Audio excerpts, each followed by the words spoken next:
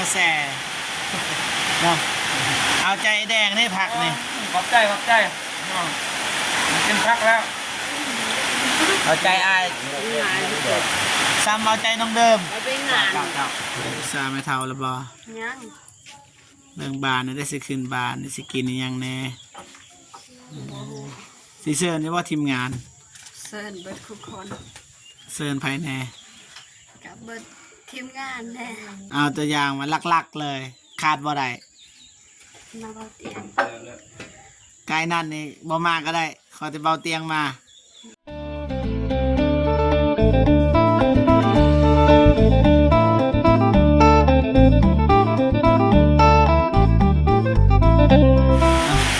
ทักทายสบายดีและสวัสดีพ่อแม่พี่น้องเบิร์ดสุคนเนาะตอนนี้เราเลยก็ต่างประเทศเนาะผมดีต้อนรับเข้าสู่ซองเบาเจ็บคือเก่าพี่น้องเนาะตอนนี้เบาเจ็บก็อยู่เทิงบ้านของน้องสลีพี่น้องเนาะแต่ว่าตอนนี้สร้างกำลังกินข้าวเที่ยงพี่น้องเนาะเพราะว่ามื้อนี้ก็เบาเจ็บไปสระหน่อยนึงก็ว่าได้เนาะเพราะว่าเบาเจ็บมีภารกิจหลายออกไปในเมืองแน่ก็เลยสาอีกอย่างเบาเจ็บก็ตื่นสวยพี่น้องเนาะเราสึกว่าเป็นวัดน้อยนึงพี่น้องเนาะแต่ว่าเบาเจ็บก็มาได้แต่ว่าทีมงานเฮาเบาอนงเบาตูนเบาโกก็บ่ทันมาพี่น้องเนาะแต่เบาเจ็บมาก่อนพี่น้องเนาะโอเคไม่ได้ว่าเฮาสิไปเบิ่งไอ้สร้างเพิ่นกินข้าวน้อยนึงแล้วก็คนเซาตกแล้วก็เบาเจ็บสิถ่ายให้พ่อแม่พี่น้องได้เบิ่งนำกันว่าฮอดใส่แล้วพี่น้องมาหรือว่าขั้นห้องเรียบร้อยหรือบอพี่น้องเนาะเราเจ็บสิพาไปเบิ่งไปโซนน้ำกันพี่น้องเนาะแต่ตอนนี้สิไปทักทายสบายดีไอ้สร้างพื้นก่อนพี่น้องเนาะไปนี่พี่น้องไอ้ต้นเลยรถโบเจ็บพี่น้องเนาะนี่ไอ้ต้นพี่น้องเดียวมื้อนี้มาคนเดียวพี่น้องตอนนั้นกินข้าวไปทักทายสบายดีก่อนมากินสบายดีเด้อสบายดีโดยกินเอาประกวดละสบายดีเด้อโอ้ชอบแกงฮันแซ่บครับส้มตำส้มอุ้ย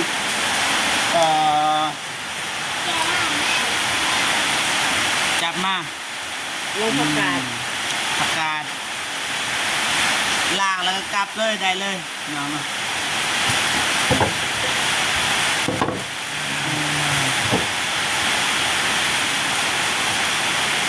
อาหารดี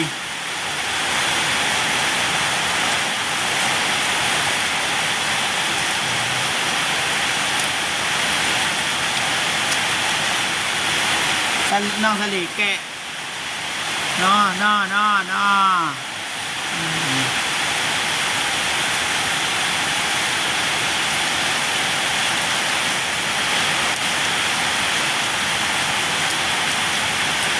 ว่าเลยเจอตลาดหยดหนึ่งแล้วกินเนาะซื้อให้กินแม่นซื้อมาแส่เนาะเอาใจแดงนี่ผักนี่ขอบใจกินพักแล้วเอาใจอายซ้ำเอาใจน้องเดิมเอาไปงานนั่นเองจะเอาหมดกินบทควรละพี่น้องเนาะเพราะว่าสร้างเป็นจะกินข้าวเป็นที่เรียบร้อยพี่น้องเนาะเลยเฮ็ดภารกิจต่อพี่น้องเนาะตักไข่สบายดีน้องสลีเป็นก้อนพี่น้องนะมาน้องสลีมาตักกล่องนะโดยสบายดีเบาเจ็บโดยสบายดีผู้ใหญ่ใจบุญและ FC ทุกท่านหรือว่าอยู่ในลาวและไทยและต่างประเทศและคนอยู่ในบ้านก็ขอสวัสดีสบายดีเด้อเบิร์ดสุคนโดยไปพาไปเบิ่งห้องเลยแต่ละห้องเพราะว่าน้องเพิ่นว่าเรียบร้อยเบิดแล้วพี่น้องเนาะนี่น้องสินอนอยู่นี่บ่ห้องใดนี่เรียบร้อยพี่น้องจบงามเลยพี่น้องห้องไผนี่แม่นี่ห้องแม่โดยมันห้องนั่นเด้อันนี้ห้องแม่เนาะโอ้ เอาห้องเอ้าสบายดี สบายดี เด้อห้องเพลงเนี่ยเพลงไอ้เตียงไว้สิเอาเงินให้กันห้องเป็น ห้อง เป็นบ่เนี่ยได้เทมิดเนี่ยได้เนี่ยเอาเงินหน่อยเนาะนี่อันนี้ห้องไผ มีห้องคอย อันนี้ห้องน้องเองบ่จ้ะนี่จะนักอนามัยเนี่ยเป็นเอาเรียบร้อยในเซ็ตเลยอันนี้ห้องเดียวขนาดมีซอง ประตู ปองเอี่ยม อันนี้ปองเดียวพี่น้องเนาะห้องกลางน้องสินอนห้องนี้ป่ะ โดย อ๋อนี่ตัวนี้ก็แกะออกตัวนี้นี่เราว่าหมากตัวนี้ป่ะเราว่าเศษกระดานไฟอยู่นี่บ่ ดูคือกัน มาที่กระดานไฟก็มีพี่น้องงามเลยพี่น้องนี่จบงามเลยพี่น้องไปเบิ่งห้องนั้นไปเอาพี่น้องเนาะไปเบิ่งห้องท่าบ้านนี่ถ่ายสุดนี่ห้องไฟนี่ ห้องกระทอแม่เขา พอเท่าไม่เท่า โดย อืม ไอ้เรา เป็นยังไงนี่คือว่านางโศกเศร้าอยู่ เจ็บกระเพาะ โอ้เจ็บกระเพาะพี่น้องมาตักถ่ายสบายดีกองพันเนี่ยอดทน ทานสบายดี FC เบิร์ดสุขุมสุขคนและผู้ใหญ่ใจบุญ FC ฝั่งลาวและฝั่งไทยและต่างประเทศขอสวัสดีสบายดีเด้อดาวเจ็บสบายดี สำเร็จบาทนี้เนาะ โดย ด้านในสำเร็จแล้วพี่น้องมาน้องสลีทางนี้ต่อพี่น้องเนาะ นี่อายเพื่อนที่ใส่ลูกติ่งพี่น้องแต่ว่าบ่ทันมีอ่ะ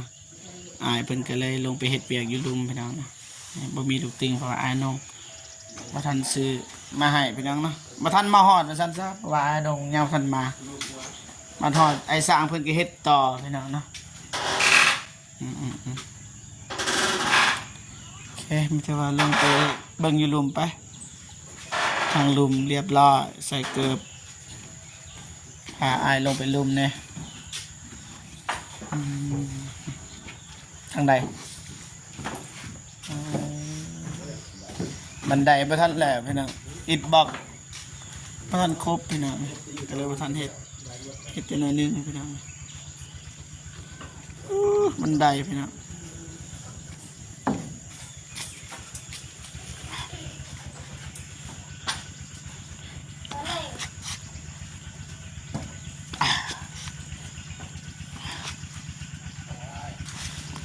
สบายดีเด้อไม่เท่าเด้อ สบายดี ได้โอเคบอกกวนนะไม่เท่าพอเท่าไปไซส์ไม่เท่า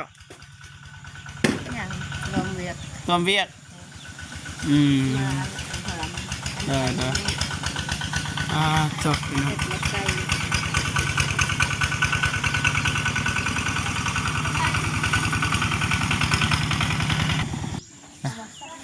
สบายดีเด้อเฮ็ดหยังอยู่อ่ะ มางแกะตะปูออก หมางเนาะเพราะว่าแล้วเบิดเลยพี่น้อง แล้วเบิดเลย ยัง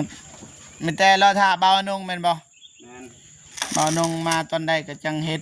ต่อพี่น้องเนาะเพราะว่ามันบ่มีหยังเลยลูกติ่งบ่มีอิฐบล็อกก็บ่ครบพี่น้องเนาะก็เลยหยุดเดี๋ยวเลาะอนามัยแบบนี้แหละมางนี่แหละพี่น้องเนาะถือว่าเรียบร้อย 90%แล้วพี่น้องเนาะแม่นบ่ 90 90นี่แหละเพราะว่านี่ลูกติ่งอย่างน้อยหนึงสิว่า99ก็บ่แม่นแล้วเหลื นี่ ออีก10% เหลืออีก10%นี่พี่น้องนะมื้ออื่นน่าจะแล้วเบิดคิดว่าคันมีครบแม่นบ่สบายดีเด้อเด้อวางแล้วนี่แปลงแล้ว วางวางเวียพี่น้องนะบ่จักสิเฮ็ดหยังละเรือบ่ใหม่นี่ บ่ยันว่าบ่พอจังว่าแล้วเบิ่งก่อน โอ้สิแอมเบื้องหนึ่งบ่ บ่แม่นแอมหมดแล้วนี่บ่ใส่นั้นลูกติ่งมันใส่ลูกติ่งได้ยัง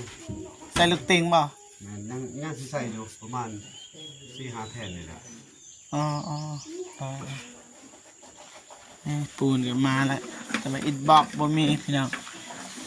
นี่กำลังเฮ็ดบันไดแต่ว่าบ่มีหยังพี่น้อง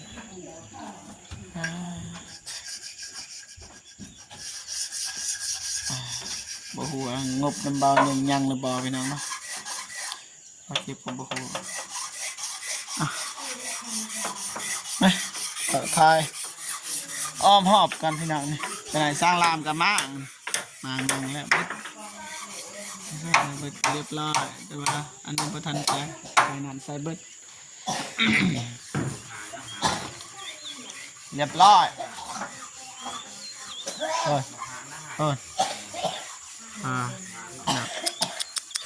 จบงามเลยงามแท้งามว่าพี่น้อง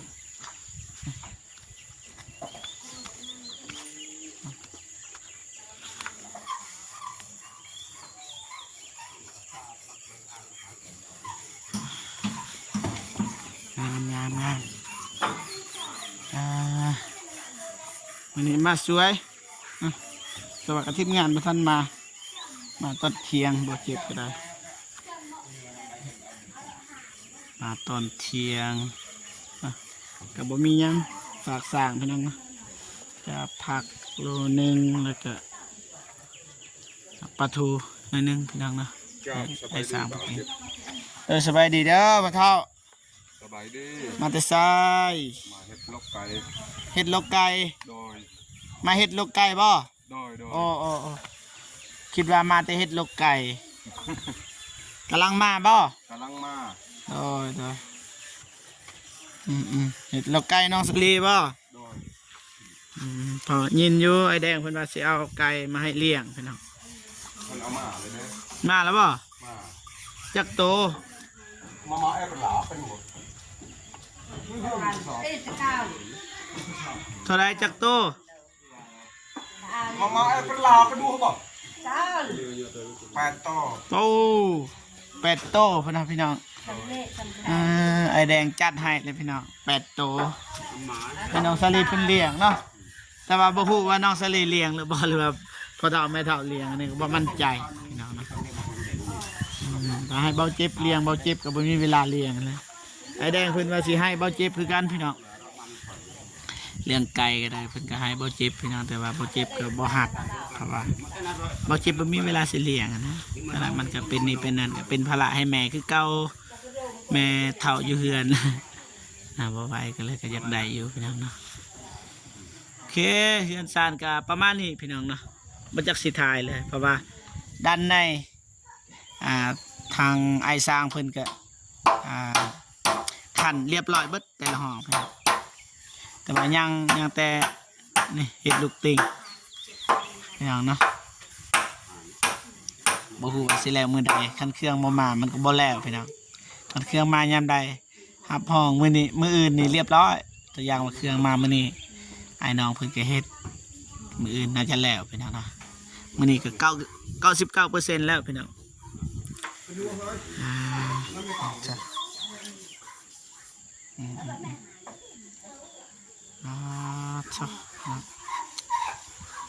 จักสิท้ายมุมใดงามเบิดพ่อ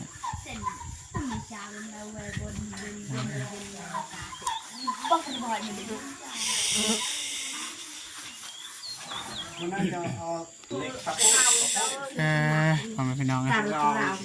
เรียบร้อยเบิดแล้วเกียมขึ้นอยู่แล้วน้องสวัสดีคิดว่าสิขึ้นเฮือนมื้อใดอย่างว่าเฮือนสำเร็จปรึกษาแม่เฒ่าแล้วบ่ยังเรื่องบ้านน่ะได้สิขึ้นบ้านได้สิกินอีหยังแน่สิเชิญว่าทีมงานเชิญเบิดทุกคนเชิญภายในกับเบิดทีมงานแน่ทีมงานได้มันมีหลายคนในหันนะก็มีหลายขนาดใดก็มาเชิญเบิดเอาตัวอย่างมาลักๆเลยขาดบ่ได้มาเบาเตียงไกลนั่นนี่บ่มาก็ได้ขอแต่เบาเตียงมา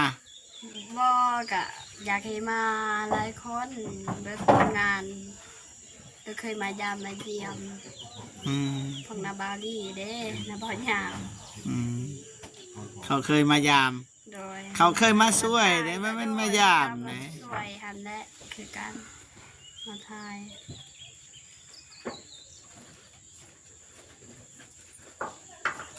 นอนเลยกินย่างวันนี้ทีมงานกินวันนี้มันต้องมีแล้วกินนะคันแบบว่าชวนให้มาเนี่ยมันต้องมีคันบ่มีแล้วบ่มาได้มันไกลเด้ทีมงานอยู่สวรรณเขตเพิ่นทำซาสิลงมาจวดขี่รถมา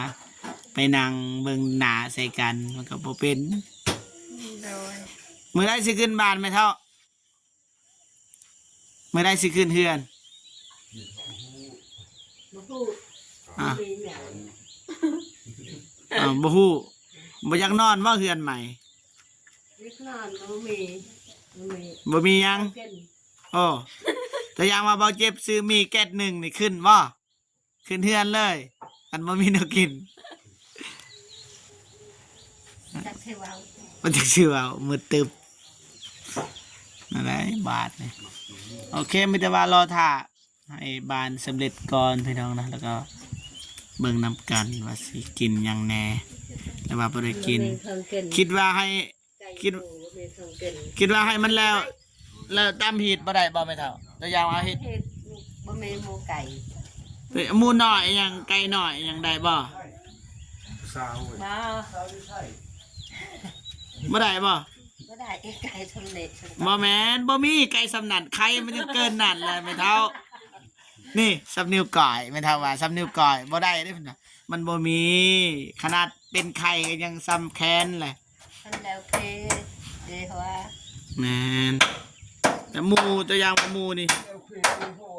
หมูซ้ำนี่ซ้ำที่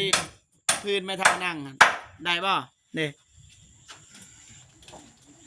พอแล้วฮีดอะนะบ่ให้มันคือดอกบ่ให้มีชื่อเสียงกะยาแล้วเฮาบ่มีนะ สำเร็จก็ได้ ได้คือกันหมูจักโตโตหนึ่ง จักตาม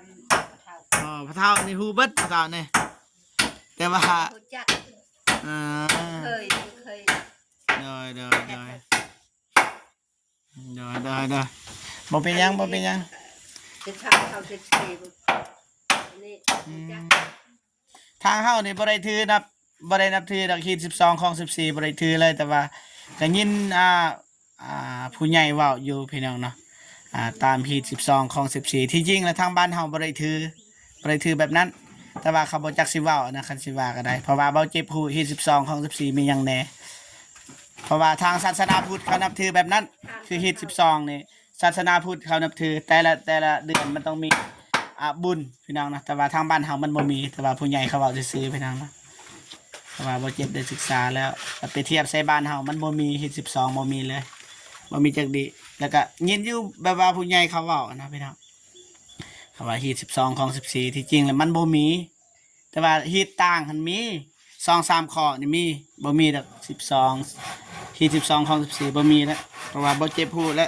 ได้ศึกษาอยู่แต่ว่ายินผู้ใหญ่เขาเว้าบัดบ่เจ็บถามมันมีหยังในเขาตอบบ่ได้เลยแต่ว่าบ่เจ็บตอบได้พี่น้องพี่น้องเนาะ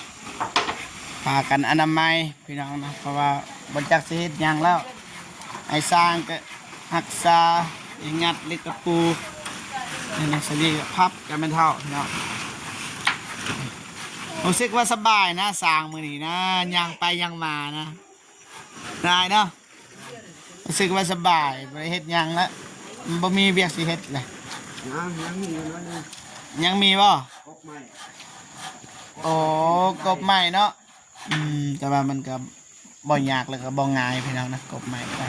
กบคราวเดียวก็แล้วโอเคผมพี่น้องนะการอัปเดตบ้านของเบาเจ็บกับประมาณนี้พี่น้องเนาะถ้าผิดพลาดประกันใดก็ต้องขอโทษขออภัยหลายๆนะโอเคก็เบาเจ็บก็สิจบคลิปก่อนนะเพราะว่าเขื่อนของน้องซาลีก็ใกล้จะสำเร็จเรียบร้อยพี่น้อง90%พี่น้องนะเพราะว่าย่างแต่ลูกติ่งซื่อแล้วก็บันไดพี่น้องนะถ้าว่าเครื่องครบมืออื่นอาจจะสำเร็จพี่น้องนะมีแต่ว่ารอเบิ่งไปนำกันนะพี่น้องเนาะจังใดก็ขอบคุณกับคุณผู้ใหญ่ใจดีและ FC ทุกท่านที่เข้ามาให้กำลังใจเบาเจ็บตลอดมานะโอเคเบาเจ็บก็สิเดินทาง